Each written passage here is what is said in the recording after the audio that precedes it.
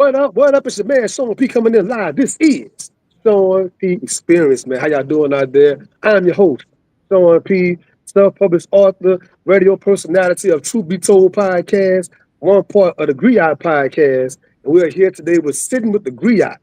I love bringing in authors, avid readers, illustrators, athletes, just interesting people.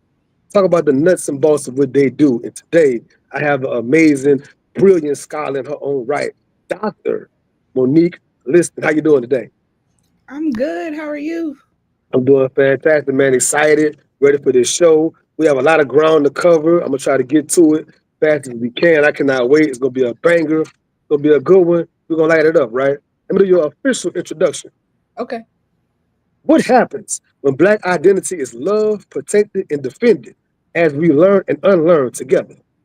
Dr. Monique Liston has built her life practice around that question. She is the founder and chief strategist and joyful militant and UBUNTU Research and Evaluation, and executive director of the leadership Undercommons, protecting Black dignity through learning and leadership. A sought after speaker, facilitator, evaluator, and she is also a Howard alum. HU? You. No, I got A it. That's Milwaukee 40 under 40 honoree. And in her words, a good time haver. I like that. And while she doesn't claim the title of a poet, I don't know why, she is the author of Fractal, Finding Joy as the daughter of Ursula, granddaughter of Joyce J. and Bernice, a pet mom of Simone and Franklin. And today she joins us as we explore joy, process, and change in a world that deeply needs both. Welcome, Dr. Monique. I'm so excited. I'm so excited to be here. Cue the bond. Boop, boop, boop, boop, boop. Booyaka, booyaka. No. Yeah. So when I have my guests on the show, I love to ask an opening question. Okay. Take us back to your early childhood. Like, take us back to like you finding the joy in reading. Out of all the hobbies in the world, what brought you to books in the beginning? I am so lucky that I had a mother who loved books. So when I think about being a kid, I'm talking about books, right? I'm connecting to books. And two specific books come up. One is surprisingly a book of poetry, believe it or not. Honey I Love by Eloise Greenfield. I love that book. It's my gift to any new parents. It is how you can think about young people looking in the world. And my favorite poem is in that book, a poem about Harriet Tubman. Harriet Tubman didn't take no stuff, right? And I love that book. And the other book that I read all the time with my mother was called Eat Up Jima, which was a story of a little baby who didn't want to eat and this older sibling trying to help them try new things. You should eat, you should try things. And I just remember the art, the collage art, the pages, and wanting to sit and like read this book. This is my favorite book. Like, let's get into books. So books and learning were always a part of just doing life. And I could read at 3, and I remember the adults around me being like, give that to Monique, she can read it. She can read it, have her read that. And so reading has always been a part of my memory. There's nothing that is a part of my childhood that wasn't about learning and reading. So beyond childhood, whenever your parents are kind of like giving you things to read and stuff like that, you finally get that age to where it's like, all right, I'm going to the bookstore. I can finally go and pick out my own things in the library or whatever. Like, what are some of your earlier books you remember? Like, man, I'm going to get this book. Oh, I remember in 4th grade, we had this program called Accelerated Reader, right? And you read and you got points for the books that you read. And I had like an obscene amount of points. Number one, I'm a little competitive, right? So I wanted to have my name at the top of the list. And I also like to shop. And so more points meant more money to shop. So you could use the points in the little bookstore thing. So I remember most kids in the class probably had like 80, 90 points. I had like 690 something points. Like I was about. Man, come on, man. Come on, bro. We need to bring that back for adults. Like if there was a point system, I feel like we would be reading more because it would be like, I got you, I got more points. But one of the books I remember is The Egypt Game. And I can't remember the author off top, but it was a story about some children in the attic playing a game that allowed them to dive into ancient Egypt. And so they would play the game together, and then they would show up and they would be with kings. They would be at the pyramids and they would have to figure something out. And then they close the game and they would be back at home. And I remember reading that book and being like, I want more of this. Like, I want to do more of this. And I remember reading other books that were available, which were really not about Black children. Like at school, most of the things were white that I was exposed to. And I remember like sort of having this hunger of like, I'm gonna keep reading this stuff because I'm trying to get back to something that made me feel like that book. And I could see the cover and I know exactly where it stood on the bookshelf. It was purple and it was at the top. And I was probably the only person who had checked it out in 20 some years. But like that kind of hunger of like, I want something else to make me feel like this book made me feel, being the key thing that was driving me to read more books. Man, when I was a kid here where I live at, there was this program for reading. They had a partnership with Pizza Hut, right? And at the Yes, book time, it, book it. I don't want to date ourselves, but Pizza Hut had a buffet, believe it or not. The Pizza Hut buffet, right? So anyway, you had the little pen, and Mm-hmm. they just, you read the book, you get a little more. And when you fill the pen up or something like that, you go to Pizza Hut, you get a personal pan pizza. Now, in hindsight, I mean, how expensive is a personal pan pizza? But just to earn it, it tasted so good. Like, man, I'm going to get this pizza. Like, that was a big deal in our childhood. Bring it back. I think Book It was the best thing. Actually, I was just talking to one of your former guests, Cree, a couple months ago about like how do we bring adult Book It to fruition? Like how do we partner with the organization that if we read 10 books, we can get a free taco? Because I feel like that would motivate us. So you read 10 books and you get like free flight, at brunch. You get some flights, chicken and waffles. Free flights at brunch. This is genius. Who do we call? we need to make this happen, because if you could trade in books you're reading for literal drinks, we might could possibly change the world. I'm just gonna say that might be the key to Black liberation. Like every book you read, it's a shot of Henny on me, and there, like, what is? Yeah, we could do this. Libation library. You come bring your book. You finish your book. I'll trade you for a drink. We might get free. On the Sean P experience, that just happened. If you try to steal the idea, we did it here first. It's timestamp. We got it. It's on the record. On the record, right? So tell me, take me to adulthood.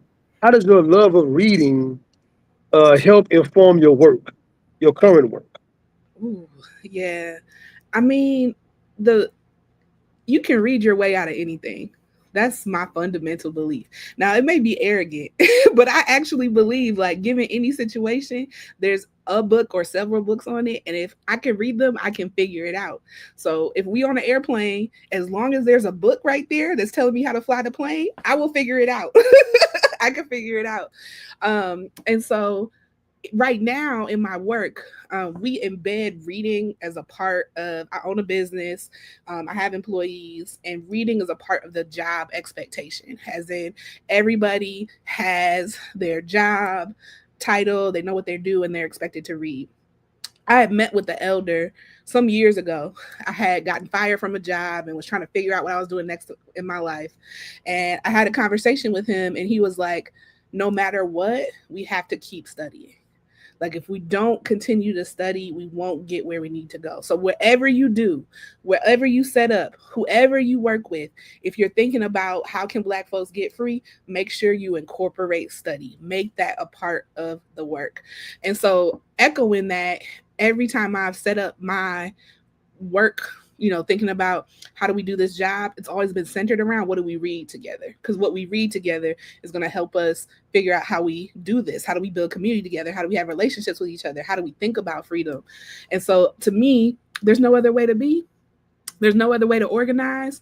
And it's not to be ableist, right? To say like, if you can't read, you can't do this. It's just saying, through the process of reading, we can develop ourselves in such a way that a lot of institutions won't. So let's commit ourselves to developing ourselves around this literature, centering it in our work, thinking about the wisdom instructions, the Sebayit, if you into Black comedic stuff that have been left for us through these books, and use them. use them. You know what I'm saying? Dive into them and figure out what we can take from these books, what we need to develop from these books, and what isn't written yet. What isn't written yet comes from it, and that to me is the key thing. The more you read, the more likely you're able to write. And thinking about Ta-Nehisi Coates says the job of the writer is to clarify.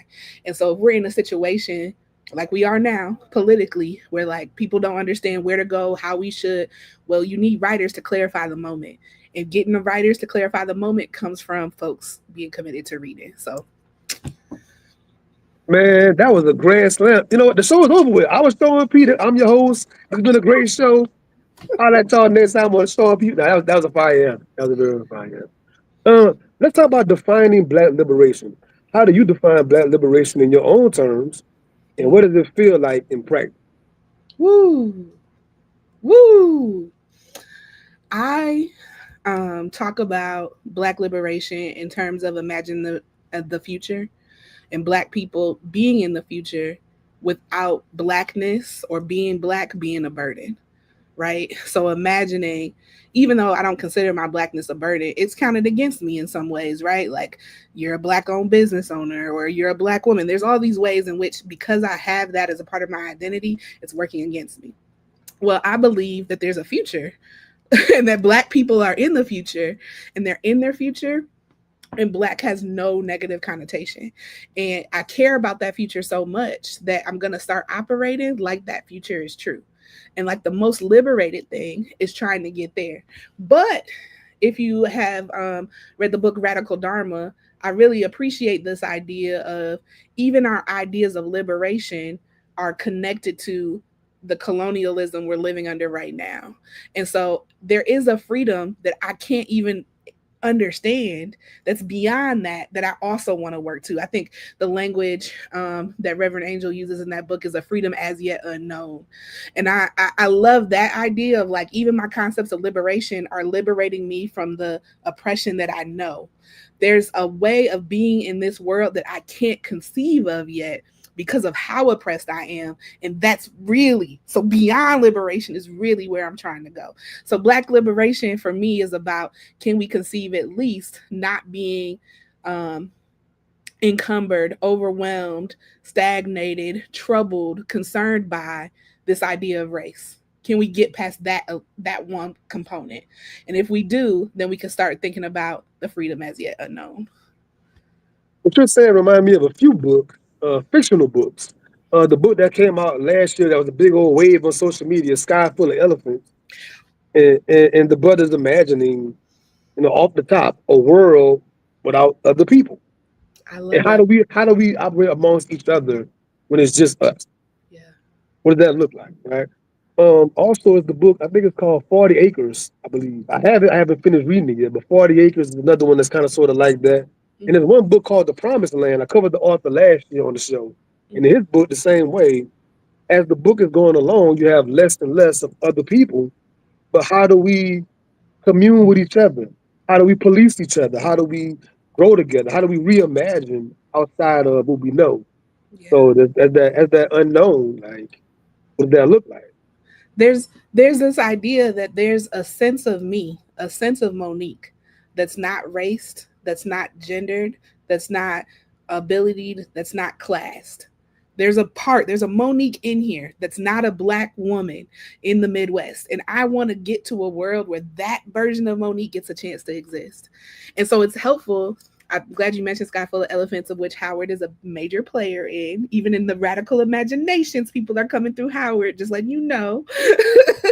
But even in that, it's like, how do we start thinking about this beyond our imaginations, and how do we connect it to our day-to-day lives? How can we think about freedom as a part of a daily practice that you and I can imagine in our lives? What does that look like and feel like for us? And are we giving ourselves permission to even think that way? Because we're so, enculturated and taught by this culture, we often don't give ourselves permission to even think that way. Let's go over to joy. Joy as a strategy, right? So joy and liberation are often separated in conversation, but you talk about them as inseparable. So how do you cultivate joy as a form of resistance and a tool for Black liberation work? You got some good questions, sir. I I mean, at the end of the day, we're all our best selves when we feel good about what we're doing, how we're doing, and the experiences we're having. And so, cultivating joy, thinking about joy, celebrating joy is really about adding to the depth and complexity of what it means to be navigating this world. There's plenty to be sad about. There's plenty to be frustrated about. There's plenty to have some righteous anger to be indignant about. And can we hold all of that while also understanding there's people who make me laugh? You know, there's snuggles and baby cheeks I want to kiss. There's places I want to be, sunshine I want touching my skin. There's all of these things that are still a part of my celebrated lived experience. And I need to honor them too. And so I think the more we give ourselves a chance to center joy, the more we can understand we need to be doing more to protect that than defending ourselves against the harmful stuff. So if we're doing all of our energetic work to defend what against what bad is happening, well then what are we building energetically that allows me to sustain beyond this moment? Well, I need to build some joy, right? I need to build some joy. I need to understand what makes me happy. And I think, I mean, I know I'm not a poet, but it comes to thinking about how important poets are and poetry is in this work, because if there isn't a writer, because the writer's job is to clarify, but if there isn't a writer who is thinking about the very simple, mundane, beautiful parts of life, like many poets do, will often miss them, right? Or have no record of them. And so I think about the poets being the anchors, the recorders of our joy and what it means to protect our joy so that we don't get overwhelmed trying to defend ourselves just by being alive, you know? So I think there's a lot that we can gain by putting joy at the center that allows us to be fuller, more expansive, more resilient, I guess, or to have greater stamina towards the world we're trying to build. Okay, so let's talk about how like finding or having joy is an active thing. It won't just come to you. And you Yeah. saying the world starts getting so fast. You got your work life, your family life, things are just bombarding you. You got to really actively carve out. Like you know what? At this time in the morning, I do this practice. Yeah. This time on the weekends, I do this. On a Sunday, no matter what, I have a boundary around. This is for me. Hmm. You got to really actively do that because it won't never just come to you. Yeah. Yeah. They won't give you a break. They won't just say, you know what, you worked a whole lot. Take some time. Like, they don't care. It's a machine. They don't Yeah. care about you being tired and exhausted, and they'll just drain you if you let them. Yeah. No, let me ask you a question. I know this is your show, but I want to ask you a question. So, thinking about what it means to be in this world as you showing up, being a black man, in what ways do you intentionally create joy for yourself? I mean, for those that don't know, man, recently, this is a very recent personal practice. Haven't discussed it on the show at all, to be honest. But here we go, right? It's coming. Here we go. The Sean P experience. I've been doing a lot of puzzles, jigsaw puzzles. Might sound like a very simple, like, what the hell, Sean thing, but like, the time I take when I'm puzzling, I'm not on the phone, I'm not really engaged in social media and stuff. I'm unplugged from everything. I'm to myself, kind of isolated. I'm sitting down. I'm a very like on the go person. Sitting still, I'm focused. I'm just in my own world in that moment. I'm isolated from a lot of things. I do an hour or two on the puzzle. It's the most beautiful part of my whole day. Like I work at night. People that don't, I work at night. I get off at 6 in the morning. I get home and change clothes out the uniform. And I'm sitting in front of that thing for an hour or so. It's the most beautiful time to decompress and to separate from what I just left and to mentally just. I'm just so glad I found that practice, man. I'm so glad about that. Mm, But I had to actively make it happen, though, is my point. yeah. Because any given moment, a phone call can come. Sean, could you come do this? Sean, could you come? I got to really be conscious to like, no, I'm doing this. I'm not going to watch the game tonight. I'm not going to the hookah lounge and to the cigar bar. I'm doing this because this is more important to my rejuvenation than doing those things. That's beautiful. Even how the energy that you just brought to talk about the puzzle, to say like I just the breaths that you took while you were describing it, the words that you used. I think that's just so vitally important to understand like what are these things that bring me joy? And they don't have to be anyone else's. They're mine. Um, let me say as a black man, right? A lot of times, being a child of the 80s and the 90s, we were so brainwashed, like, you gotta go outside. Yeah. So to sit still and mess with a puzzle or play with Legos or whatever, like, that was almost frowned upon for us. Yeah. Most times, your sisters and your female cousins in the house doing whatever they're doing, we gotta be outside, young boys. We falling on the female playing football in the street and playing ball, and that's all great. But it's like, as a grown man, I'm finding something I didn't have in my childhood. And I want more young guys to find that early, not in their 40s. You know what I'm saying? Mm. Better late than never, right? Like it's a beautiful thing to have now. And I'm an outside kid. Like my I played outside. Like that's all I know. If I'm inside, I was the little nerdy girl who had the book light, who would be in bed way after she was supposed to be asleep with her book trying to read more things. But I think even now, realizing the joy has to be intentional, you have to realize that you also have to invest in it, right? You have to invest in it. You have to actually have the audacity and the wherewithal to say it's important that I'm happy. And I feel like people don't know that. It's important that you're happy, and I want you to experience happiness on this earth right here with me, you know? You know what happened last night at work? Hmm. I've been there like 7 months at this particular job. One of my coworkers is this 6'5", huge, like NFL looking white dude, right? Very quiet, which makes it even scarier because he's big. He don't talk. So like, what's he thinking about, right? We was talking about something last night. He was telling me he loved doing Lego. I was looking at him like, what? This big, huge mountain of a man. He was showing me in his phone like this Lego thing and this thing I built. But like that's his joint. I really enjoy connecting with him on that level. Like you would never perceive that just looking at him walking in the building. Yeah. But he has this practice he does to himself. Since he was a child, he liked playing with Legos and tinkering. You know what I'm saying? Let's get back to tinkering. All Yes. these devices and what. Let's get back to doing things with your hands and using your mind and imagination, creativity. Go back I'm to that. You know? I'm with it. I'm a Lego girly. I have two. Really? Yes, I'm a Lego You get girly. down with it? Okay. I will. Now, I'm not a puzzle girly. You bring a puzzle around me, I'm like, you can have at it. You can ask my whole family. They will gather around a puzzle and have a good old time. And I'll be like, this is cute. I'll make something to eat. But I will sit. I will sit with my Legos and build something. I like the building. I like the tinkering sort of thing. And I love that, like, you can't do anything else. Like, I have to use my hands. I can't scroll on my phone. I have to be No. like in this. Yeah. Yeah. And I want to pair the joy conversation with the sister a couple years ago made her book about the NAP ministry. Heard about that Yeah. before? The NAP Yeah. ministry. Trisha Hersey. Yeah. And she has another book that came out recently behind that book in the same kind of. I have it. You got so many thousands of books back there. Go ahead and look. Go ahead and look. But but again, the same thing about the nap being resistance. The concept of taking a nap being resistance and joy being liberation. Like these concepts, you have to use that verbiage more in the Yeah. community.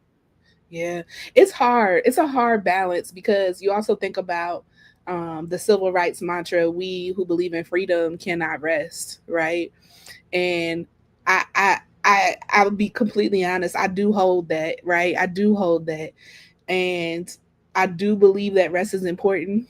Our team, our staff, had the ability to have on the schedule Black Power naps and learning how to nap and talking about that. We have a rest researcher on staff who spends time doing rest audits with us and thinking about your sleep hygiene and how you can improve that process. And I think it's really, really important that we hold both of those truths at the same time. Like we really ain't got no business not trying to get free. Like we really ain't got no business not trying that. And you're not gonna be helpful to me getting free if you ain't never going to sleep. Reading so many bios on a lot of the Black Power movement people and the Civil Rights movement, other movements as well, and like how much they just grind themselves to the nubs to the end. Yeah. Like they thought that was the only way is to day and night just beat on this thing, and it's like you're a human being with your nervous system and whatever come to being the human going against this ultimate machine, this system. Like this is not a fair fight. This is not an apples to apples fight. You know what I'm saying? You can't go against it like that. So Mm-mm. many folks have burnout and depression and end up on drugs and other things happen because you didn't take care of yourself while trying to liberate your people. So Well, if we really want to talk about it, if we really want to get into it while we're talking about Black liberation, it's understanding that part of our wrestle is like we're dealing with capitalism, and the capitalism we're dealing with is a racial capitalism. That's why I appreciate like Robin D.G. Kelly's work of like reminding us like this is a racial capitalism. So like racism and capitalism are deeply intertwined and can't function without each other. And because of that, you are tired as a Black person because the system demands tired Black people. Like that's a part of this.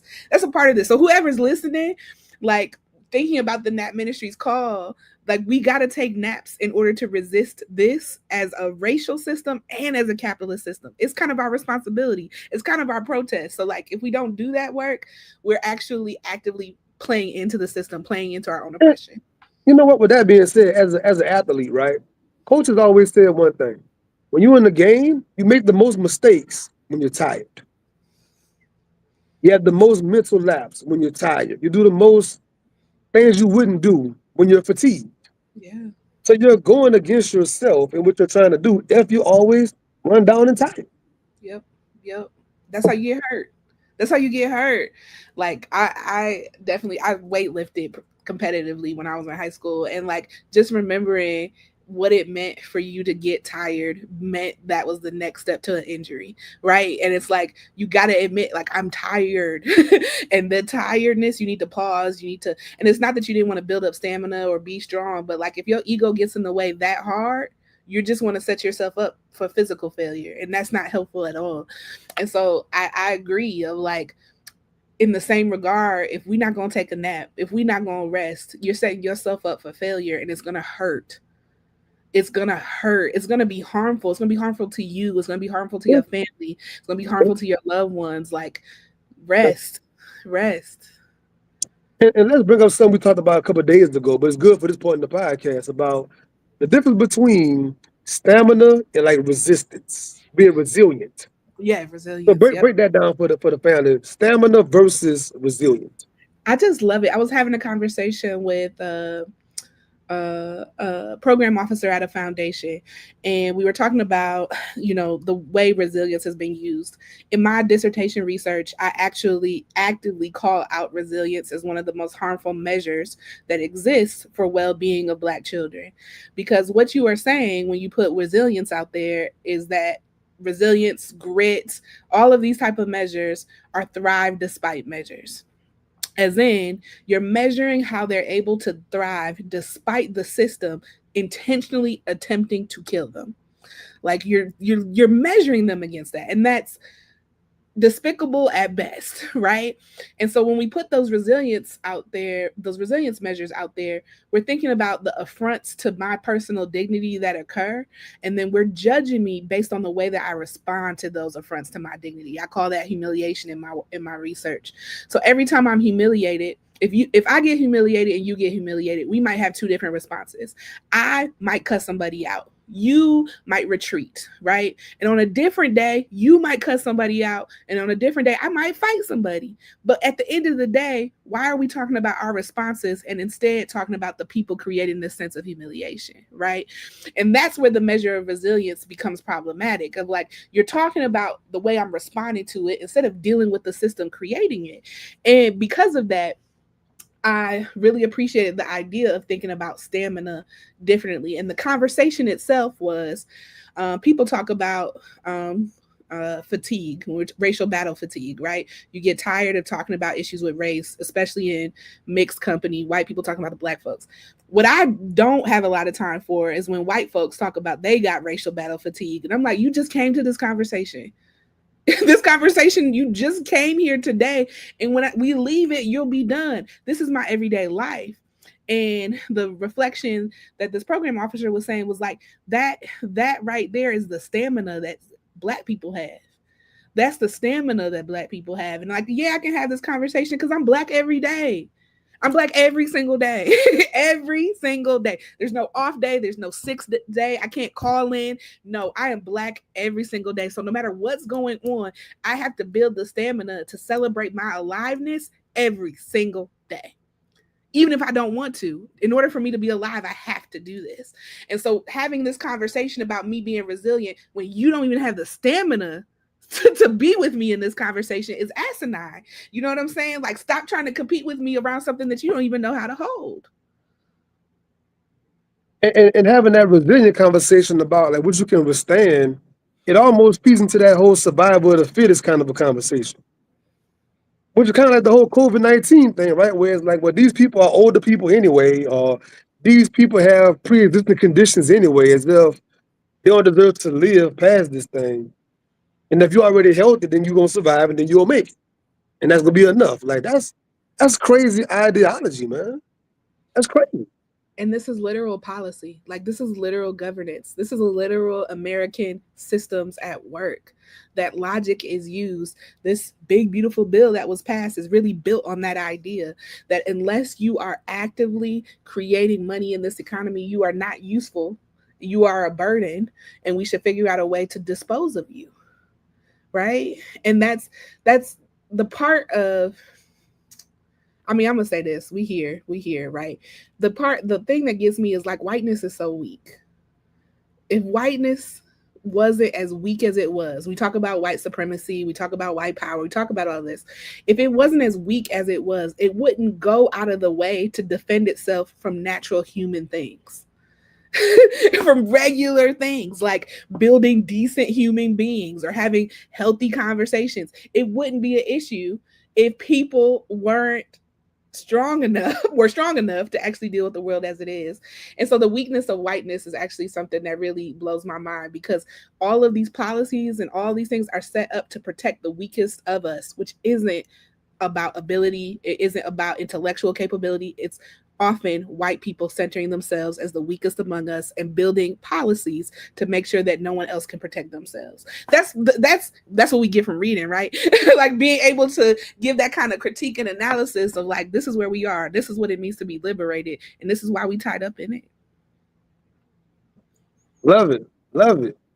Let's go to collective care and co-struggle. Liberation is collective. What does collective care and co-struggle look like in your practice? How can people listening begin to live that out in their own communities? Collective care and collective Collective care. liberation. Yes. I really appreciate an idea that was introduced to me. I can't remember who it was, but I was scrolling through social media about hunger in particular being a system issue. And like, we know that the systems are in place to prevent people from getting the food they need. But yeah. I'm sorry. I don't want to cut your knowledge, right? I saw something on Instagram last night. I can't remember if it was in Michigan or somewhere. They're actually in Congress debating if they should have like food programs for children. Yes. Yes. Why are we in Congress debating should they have food for children? Yes, this is real But actual. the dude is like the rebuttal was like, show me the data where children having food makes them better students. What kind of a conversation is this? I can't Yeah. believe it. But I'm sorry. Keep going. No, no. I mean, there's real life impact. Our organization, we're an evaluation company, so we evaluate programs and how they're implemented. And one of the programs that we implemented is the SNAP program. It's a federal program that helps provide food access, and the program was terminated, so our work is done, and this allowed for a lot of healthy food access programs to happen in our city. Things like farmers market match, like, you spend this amount of money at the farmers market, the federal government matches it, so it increases the number of people who are getting access to healthy foods, all of that. But that's being debated. Being decent human beings is being debated. And so the idea, right, hunger is this issue of behavior. Like, if you just went to work, you would have enough money to feed yourself. Like, that's the narrative that these folks are on. But like, hunger is 100% a logistics issue. Logistics. When I say, if you wanted to feed every American, if you wanted to feed every person in this world, all you have to do was map it out. It's plenty of food. There's plenty of food. There is no limit, and the narrative is putting it, there's not enough, and that scarcity is all around like how whiteness protects itself. Whiteness protects itself by creating these kind of ideas that don't make any sense. There's more than enough food. We grow food every day. There's no reason for people to starve. So anyway, to your collective care and collective liberation, I think the biggest thing that we need to be mindful of is that we can only care about each other based on what we know. And so much of the way the world works is we need to be so independent that we don't tell each other anything. And so a lot of us are hurting, a lot of us are suffering, and we're not saying anything. So we're not getting the care that we need that will actually unlock the problem that we're dealing with. And so when I think about collective care, it's really at the root of it is transparency and honesty and vulnerability to say, like, this is who I am, this is what I'm dealing with. And likely by saying that, you're giving permission to someone else to say, that's me too. And once you have someone to say that me too, that's me too, there's a sense of belonging there. There's a sense of connection that allows us to care for one another. But we build up this reserve that it's just me. I'm the problem all by myself. I can't do it. And so those ideas really hurt and prevent us from giving the type of care that we need. It even goes to, like, we think about incarceration, right? Like, how many folks are locked up, especially Black folks, and we're talking about what does that do to our communities and all of that kind of stuff. Well, if we had the care systems necessary that people could survive capitalism differently, we wouldn't even have a need to deal with prisons the way we are, right? Because a lot of this responses that are crimes that then end up in prison are responses to the way capitalism is eating at our bodies, right? It's making us frustrated. It's making it difficult for us to work. I have special needs. I can't read. I'm acting out, so I'm violent. So I never learned how to deal with my emotions. Now I'm locked up. I'm locked up, and no one's ever helped. Like, it's this vicious cycle that really could be disrupted if we actually talked about care practice first. Care practice first. Like, how can I care? How can, I mean, we were speaking earlier thinking about Malcolm X saying, like, how do we get more light about each other? What can I do in my life to shine the light brighter on Sean's face so I can see him clearer? And once I see him clearer, maybe I can see more connection with him. And once he sees me more clearly, maybe he can see more connection with me. And then we can see more connection with each other. And once I have more connection, I care about you more. Because you're me, right? You're me. And that's, coming full circle. That's the reason why my organization is called Ubuntu. The idea of Ubuntu is like, I am because we are. There's no separation between me and you. We're it. The light in me is the light in you. I can only shine brighter if you're shining bright. And I can only be better if you're better. And so if we're not doing that kind of care work, we're not doing the type of seeing each other that will actually allow us to be the humans we're meant to be. It's back to that brainwashing, man, where we're made to think there's only but so much light to shine. I can't afford to shine my light over here. I got to keep it and contain as much as I can. I can't afford to pass my resources. I can't afford to pass my. We're also individualistic for some reason. It's that capitalism once again. I Yeah. got mine, you got to get yours, kind of thing. You said, like all that kind of conversation. Yeah. And letting it go, right? Because capitalism also is seductive. It's real seductive. Like, people want nice things, right? People want to be seen as the best at the top and seen as successful. And I think all those things are so seductive that we get caught up in the lust of capitalism than the care that will actually get us to liberation. I love this comment. We have to be taught how to care. That's actually Woo! deep to think about that.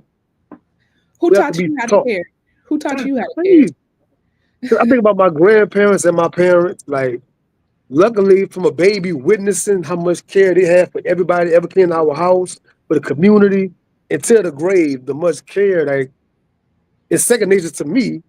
But so many folks didn't grow up witnessing care. Yeah. They didn't grow up seeing that, let alone being literally taught that. That's definitely a deep comment right there, man. Yeah. That's loaded. If especially if we make it, if what happens when we make our curriculum care? Like, if your entire curriculum was built around care, what type of young people would we be teaching?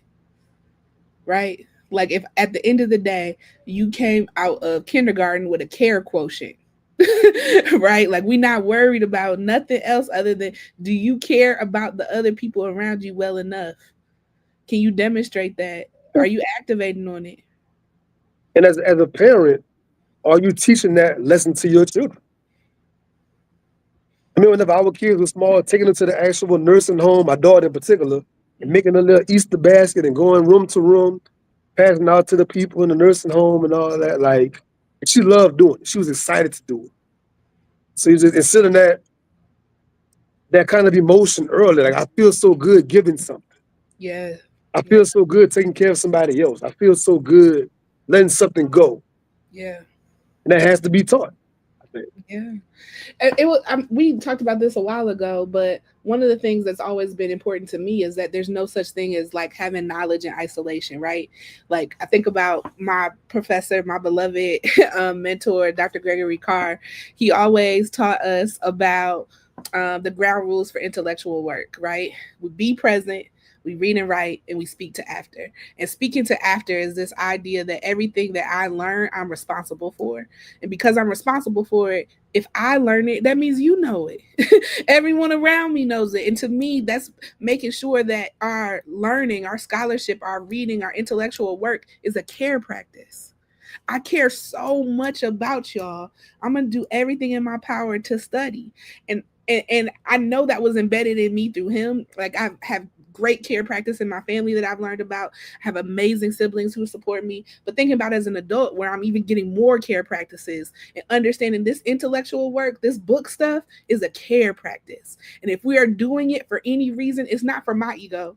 It's not for you to call me Dr. Liston. It's for me to be a good steward of caring for my people, good steward of caring for the history, the knowledge, the experience, the ways in which folks can show up, because I am studying, and that studying is my care practice. And I think that's so important, of like, this ain't separate.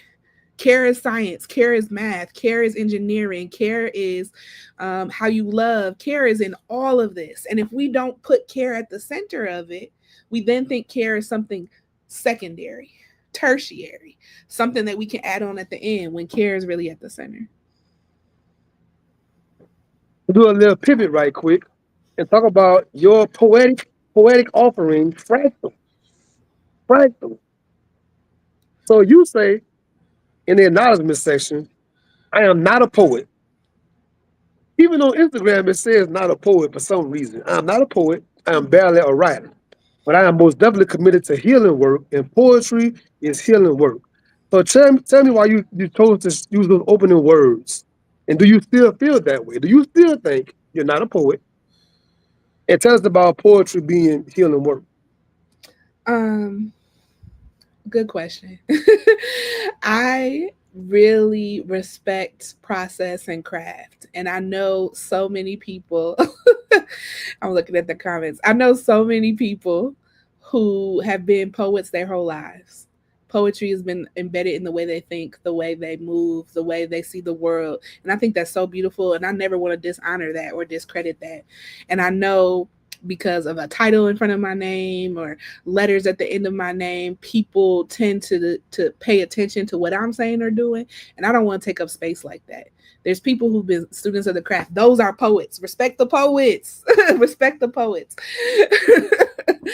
But I think in the last year, I mean, actually, I'm gonna be very transparent. Even my closest friends, some of which who are watching this, know that a couple years ago, if you would have asked me about poetry, I'm gonna be like, ugh, I ain't reading no poetry. Like, I don't tell me no poetry set. I don't want to hear nothing about no poetry. Plenty like not here for it.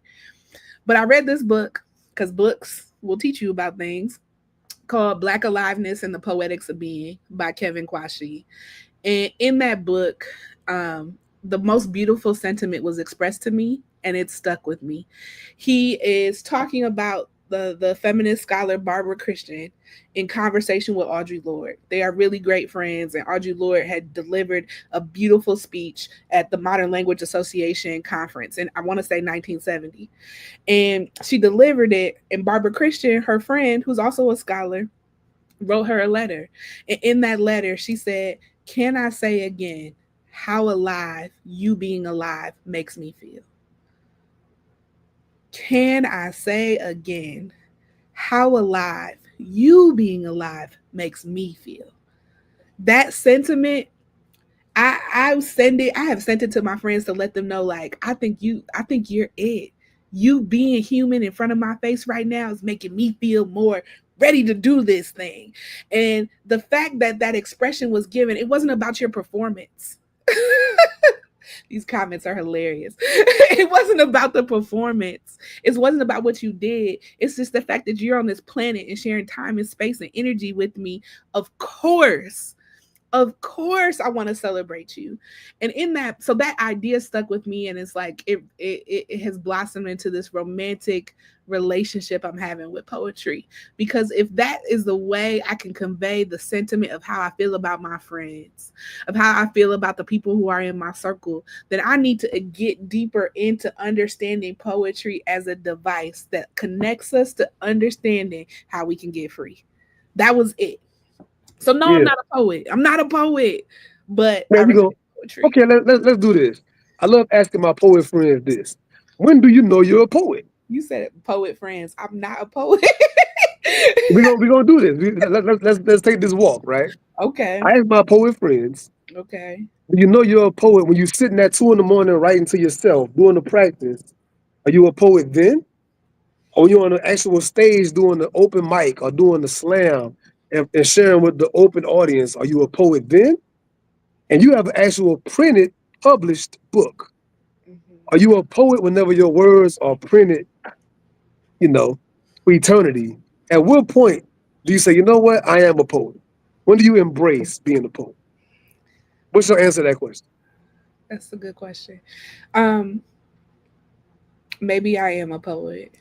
Is my first question. Is my That just happened. That just happened. Y'all see it, chat. Y'all see it. She just said it. Let's timestamp it. Oh, 46 minutes. She just said it. maybe I am a poet because I think it's a way of thinking. I think it's a way of thinking. And my confession to you today is, as I was processing some things that were difficult for me to navigate today, I wanted to write them down in a poem. And so to me, I feel like if your way of disentangling how confusing it is to navigate this life is through words, you might be a poet. So maybe recently I could be perhaps a poet sometimes. Well, guess what? The good thing about this show, we're going to find out. So, you're going to read us one of your nice pieces out of Fractals for those that don't know. How, show the cover. Show it close. Fractals. And where could they find this publication? Where could they get it? It's available on bookshop.org. Buy it on Bookshop because it supports local bookstores. And if you don't have a local bookstore in your area, select Niche Book Bar, NICHE, because that's a Black woman owned bookstore in Milwaukee, Wisconsin. And we want to celebrate them. Shout out to the black bookstore. So please share with us one of your offerings from Fractals. I'm going to share Remember Us. Remember Us. Langston Hughes once said, "My motto as I live and learn is to dig and be dug in return." My mama said, "Remember Langston." She had us read his poems, memorize stanzas, know his work. I don't forget him. I return to his words often. When I have questions, I see. Is there anything that connects that might lead me to new insights? It's not just him, because my professor told me, "Remember Baldwin." And my homegirls told me, "Remember Tony." And then I grew new friends and they told me, "Remember Audrey, remember Octavia, remember Belle, remember Marcia." And then elders reminded me, "Remember John, remember Asa, remember Kwame." And of course, I remember Malcolm so hard that I cannot know another. Oh, yes, I remember now. Fanny, Harriet, Amy Jacques, Nanny, Hatshepsut. Might as well have them tattooed under my right breast. The dignified life, it seems, to me, is one where you are seen as worthy enough to teach the next generations to remember you. Give it up in the chat. Give it up in the chat. Give it up in the chat. Give it up. Give it up. So tell me the backstory to writing that particular piece. Why did you write that piece? So this whole book is sort of a product of me trying to get out of my way from the harm and trauma of finishing my PhD. That was a traumatic experience. It made it very difficult for me to write. And because I was struggling with writing, I was like, I need to get into a form that has nothing to do with the way I got through school. And so, coupled with the story I just told you, I came to poetry. And so, the poems in this book, Fractals, the idea being like, this isn't all I have to offer the world. Fractals start with a very simple thing, and then they're repeated over and over again to get bigger and bigger. And so, this idea is like, let me put out this very simple, accessible, short book so I can begin to become the writer and perhaps poet that I need to be in the world. So this particular poem, Remember Us, is a reflection. It's the second poem in the book, and it comes after the story of me getting through the traumatic dissertation process. And this is really displaying all of the names that were repeated to me when I was struggling the most, right?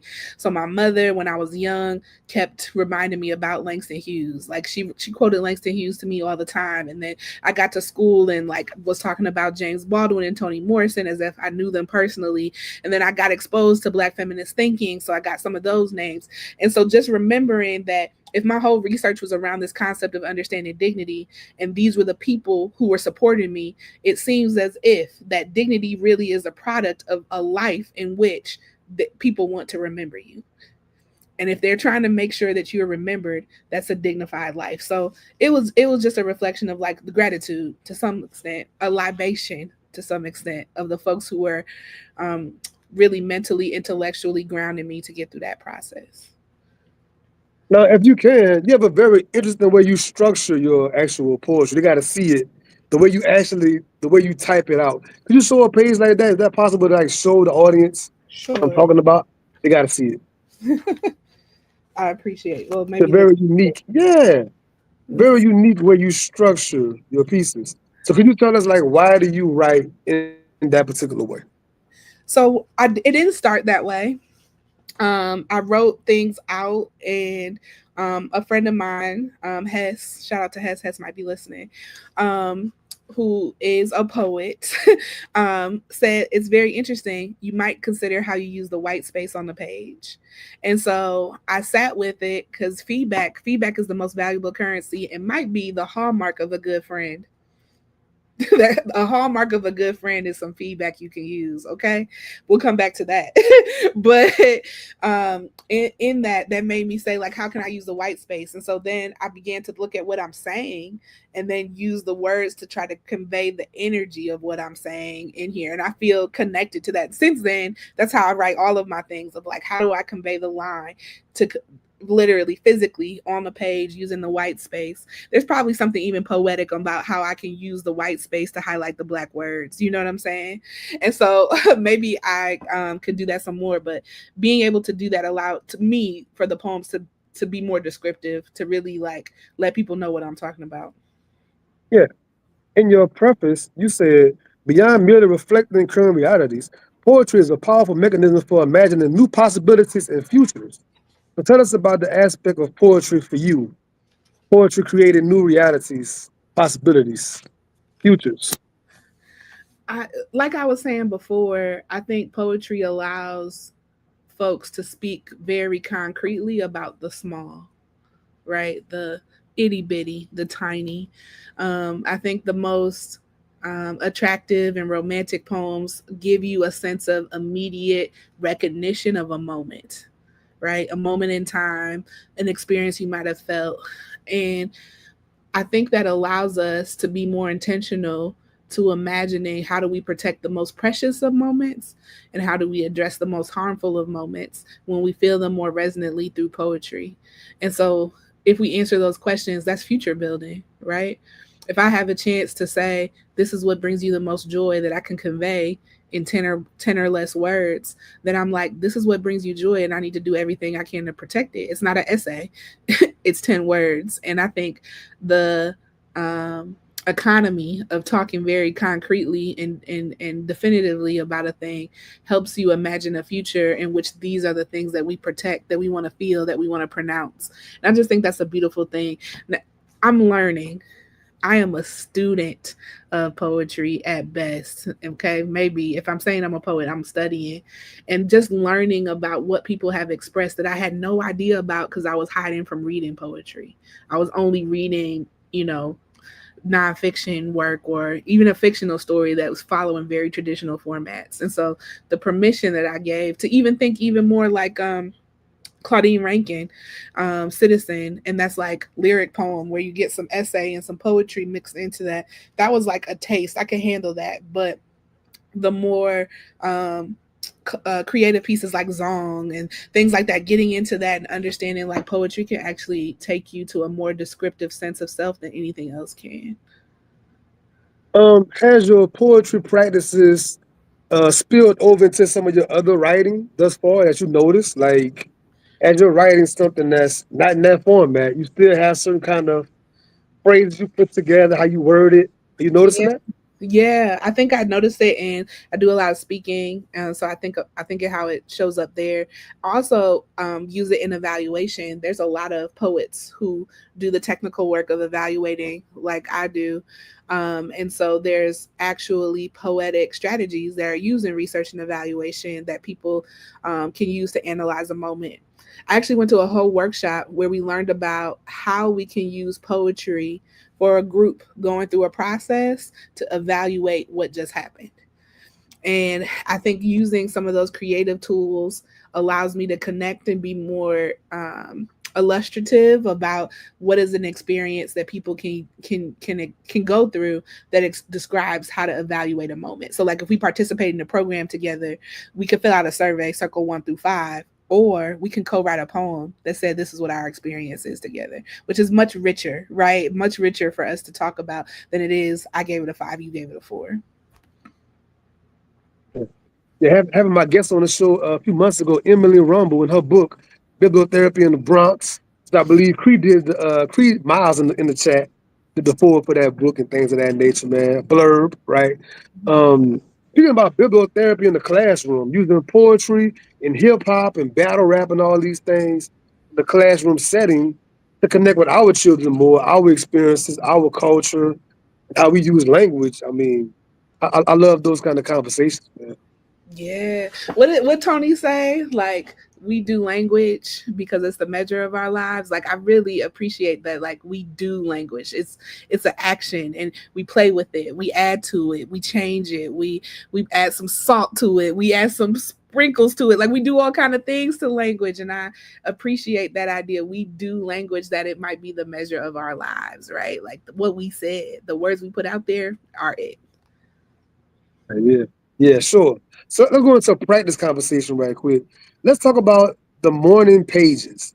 Tell the audience, educate us on what are morning pages, where did that concept come from, and like what does that look like in practice for our artist friends watching?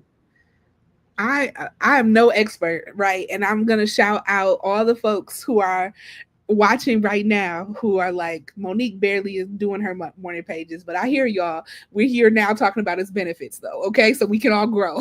We can all grow. I think so. Julia Cameron has a book called The Artist's Way. I don't have it right next to me. And I'm in sure you there, do. it's nearby. um, in it, the suggestion is that to help develop your creative self, that you wake up first thing in the morning and write uninterrupted, um, uninspired by any external thing, and just write 3 pages, whatever's in your consciousness. And I started it with some friends. We went to work out at the gym, and then we would write together and then go work out. And I hated it. I said, "This is stupid. What am I writing for? I don't understand. I don't get it." It was just like pulling teeth. It was the worst. And after getting through the first 2 weeks of it, I was put in a space where this is so freeing. This is allowing me to process so many things. It's allowing me to talk about so many things. And so now, I'm not gonna say I do it every morning, but like in a given week, I probably do it four out of 5 mornings. Um, After working out, because that was one of the things I was struggling with. Like my mental, I need to work out first. Like if I do anything before working out doesn't, it loses priority in the day. So I got to work out first. But after that, my next priority is doing morning pages. And that sort of mental dump allows me to see me in It's ways 6 I've o'clock. never done before. Like it allows me to see me raw in the mirror, and so in ways. So that's where the practice of the book, and you can hear, if you look up on YouTube, you can see Doechii talking about it, you can see J. Cole talking about it. It's all influenced some very influential people in this world. And so now I'm just in the middle of my journey, and shout out to all the folks who have tried it, who are in it. Like keep going, it's worthwhile. I think it's a beautiful practice. We might all get better because we're doing it. So of course, I spoke on puzzles earlier, but now I'll speak on this. So I just started this practice like 24 hours ago, literally yesterday. I did one day in, right? But like you say in the beginning, it feels so weird because there's no writing prompt guiding you a certain way. It's just a blank page. You just keeping the pen moving much as you can without worrying about punctuation or editing yourself.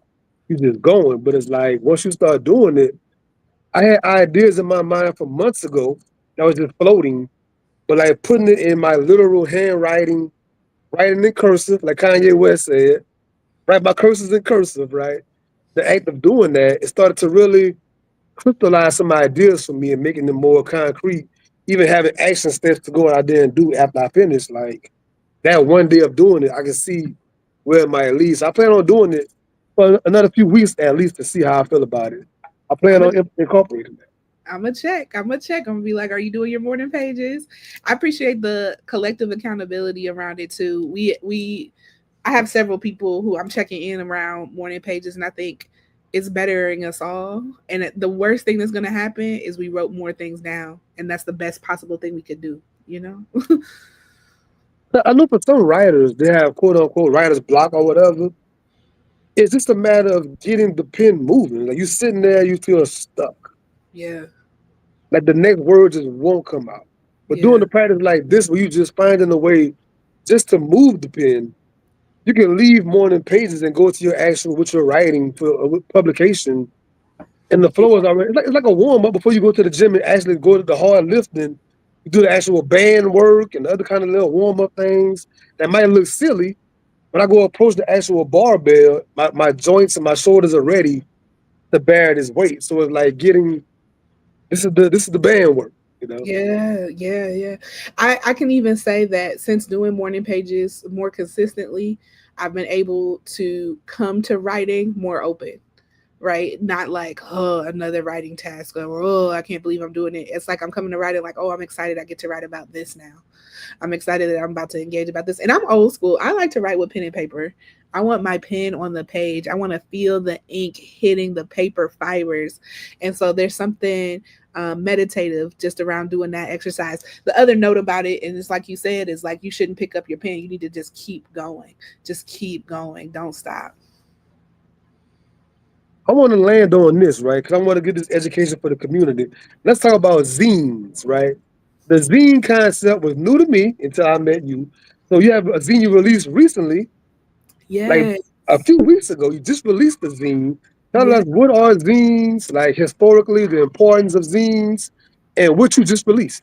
Yes. So shout out to Cree and Symphony and Matthew, who are my co-conspirators from the newly released and sold out zine There Are Black People in Milwaukee, where we reflect on our experiences of being Black in one of the Midwest blackest cities, even though people don't know much about it. But there's an attractiveness. Each of us have been connected to zines in different ways. One of the reasons I came to zines is I actually took a course around zine publishing and like how to think about zines and the creation of zines and thinking about zines as art. That's like a course that really got me excited. And through the course, I started studying the history of zines, which came from a lot of activist spaces, Black activist spaces, and queer activist spaces to make sure people understood basically their political time of day. how can I real quickly give you access to understanding what's politically going on? And let me give this to you in this little folded up 8-page thing. And so I have done zines in my personal work, like to help people understand the concept. Like if I'm going to lecture about a topic, we're going to make a zine. It'll have eight pages and you'll remember it. In fact, one of my staff members, they've been at our organization for over 5 years. The very first time they met me, I made a zine explaining the core concepts that later became the organization we work at. And to this day, they have that zine. They brought that zine to our archival workshop, sort of saying like this was Monique Do first. you have a zine around you at all? In any zine at all? No, okay, wait, just give me a second. I'm gonna find Okay. one. But Because I want the families to actually put their eyes on, like, we're talking about zines, like, what does that mean? What does it look like? And I'm going to just say while she's trying to find it, back in the day, 60s, 70s, a lot of Black Panther Party, other organizations, Black Liberation Army, they had like tracts, they had pamphlets, they had zines and things of that nature that they can pass around. These little short, small publications fit in I your pocket real easy. You can easily pass them around. And, yeah. we live in a day and time where people are reading a whole lot less. Literacy is going down. So I think it's real good to have a small, digestible, compact thing. And it's all good if you can't find one. It's all good. Yeah, I don't have one. I like a little show and tell for the show, but it's all good. We can just keep talking. But I'm so yeah, sorry, but you can see if you go to my Instagram at UBUNTU Research, UBUNTU RESEARCH, you will see digital versions of zines that we have put out.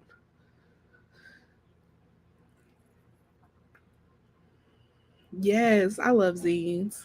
I do think, like you were saying about Black Panther Party and all of that, they're archived too. So if you go into some of the Black archives, you'll see some of these organizations and the zines that they put together.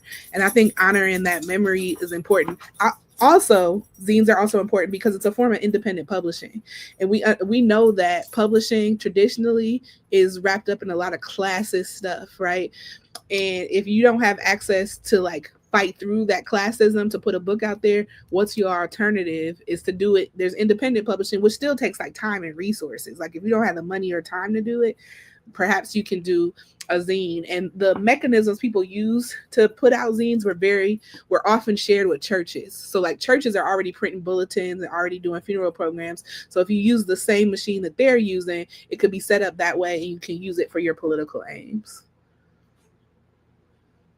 and I love studying and reading about how our ancestors, like when you study any major movement, they had their own press along with it, right? The Marcus Garvey UNIA movement, Black Panther Party, Nation of Islam to this day, the Final Call papers, all these different things had their own press, and we always value having our own publications and things like that. I love Yeah. reading about that.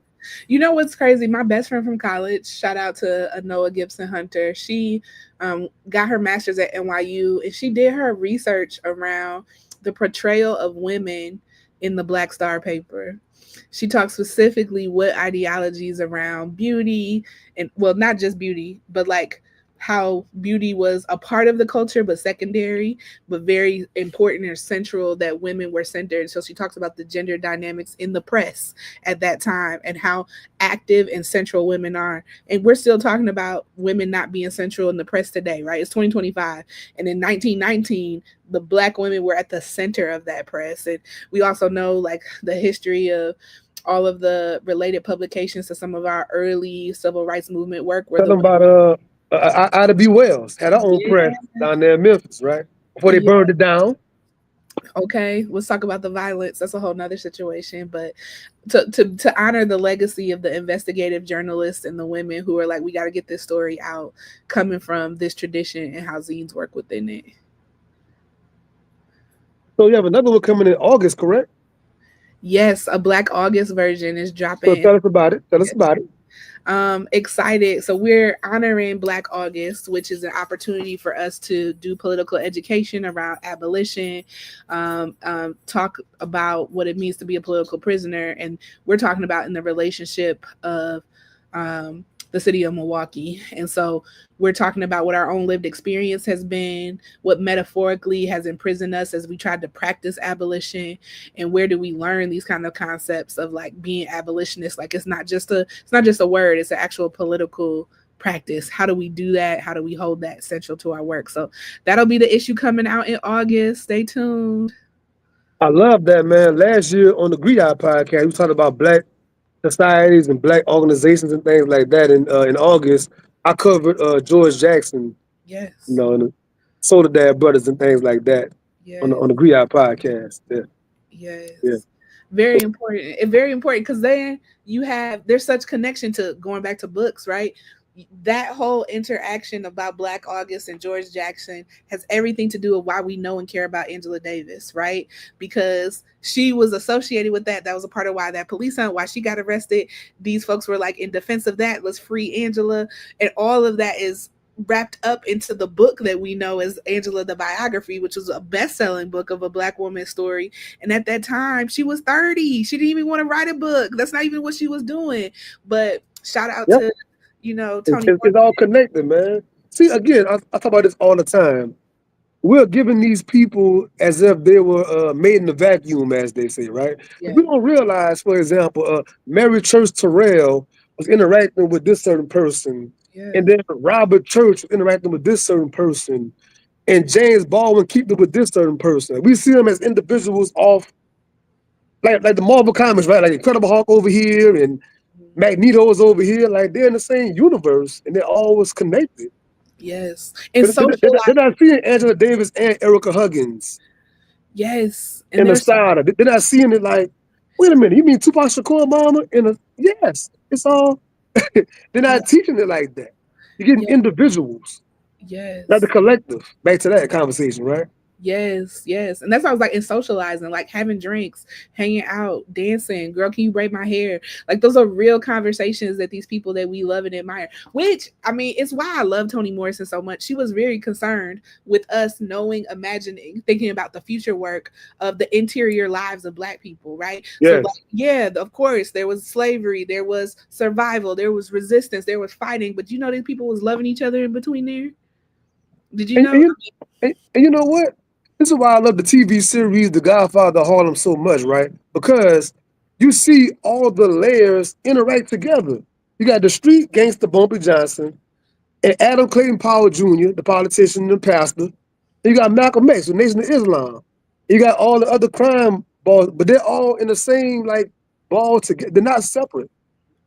And I always say the underworld always funded the top side. Mm, The civil rights movement, they had them gangsters paying them off, getting them out of jail, bailing them out. MLK go to Chicago, the GDs and the vice, they're like, nah, man, y'all ain't touching MLK. yeah. We gonna hold them down in Chicago. Yeah. They always had that circle together. It's not a separate universe. Mm-mm. We gotta stop teaching it like that. No, yeah, we do teach in silos, and that's not the lived experience of it at all. These folks were all together. They were eating the same catfish and cornbread at the same time, and we need to treat that responsibly, honor that, and then know that that's also what our livelihood should be, right? Like I should not have anything that separates me from somebody on the corner, from somebody who lived down the street, for the teacher, or the professor I don't at the want university. I don't want to say the wrong name and mix this up.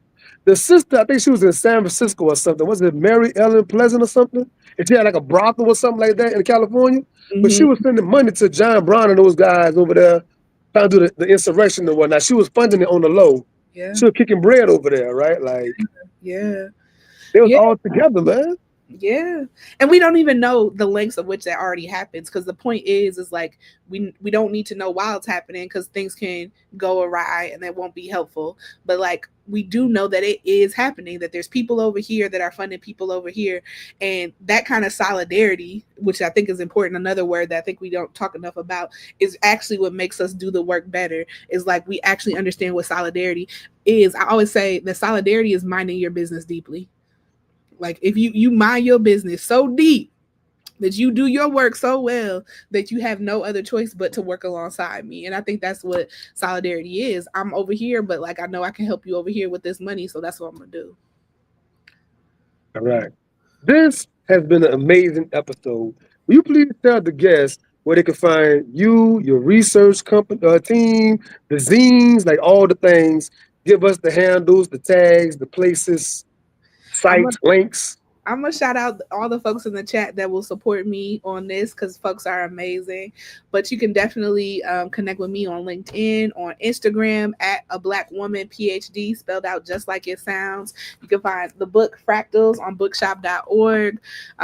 It's available. It's also available at Barnes and Noble if you're interested in picking it up there. Connect to us at ubunturesearch.com. Want to shout out some of our collaborators to the Creative House. I hope you're checking them out as we're talking about making sure that we are the archive and building up art communities in this space. Check out Still Black Honey, who's a writing group, understanding, connecting people, especially particularly Black writers. So shouting out all of that work. And also connect with the Leadership Undercommons, our nonprofit organization that focuses on understanding issues of liberation in terms of how we can educate the community around this work. So thank you so much. It was an Yes, honor we to be. did it. We did it. Actually, family, there was so much to cover. Dr. Liston is such an amazing, incredible, brilliant person, as you can tell. Had to cut it short some of these questions to make time for the show, but there will be a part two because she is so dope. I love to have returning guests, so I love to bring folks back on later on. She'll come back and bless us with something else. Got a brand new zine coming out in August, so who knows? Bring her back, and we can actually show some of the zines and talk about the zines more deeply, things of that nature, man. So this is your Sean P. experience. Catch me next week. You'll see the flyers. You'll see promo. I got not one but two shows next week. So catch me out the Power Pack episode, Sean P. Experience. We out here. Peace. All right. We have ended the live.